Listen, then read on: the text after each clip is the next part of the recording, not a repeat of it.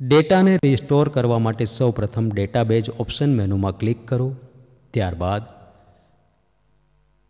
Restore database menu click કરવાથી ડેટાનો restore કરવા માટેનું ફોર્મ ખુલશે.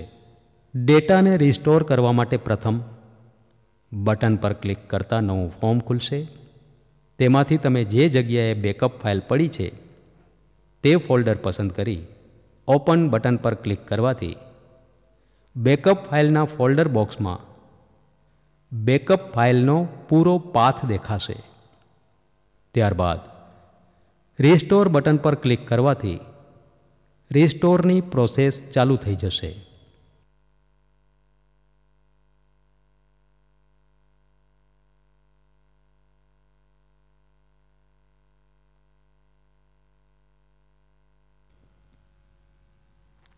રિસ્ટોરની પ્રોસેસ પૂરી થતાં ડેટાબેઝ રિસ્ટોર કમ્પ્લીટેડ તેવો મેસેજ આવશે અને તમારા ડેટાનું રિસ્ટોર થઈ જશે.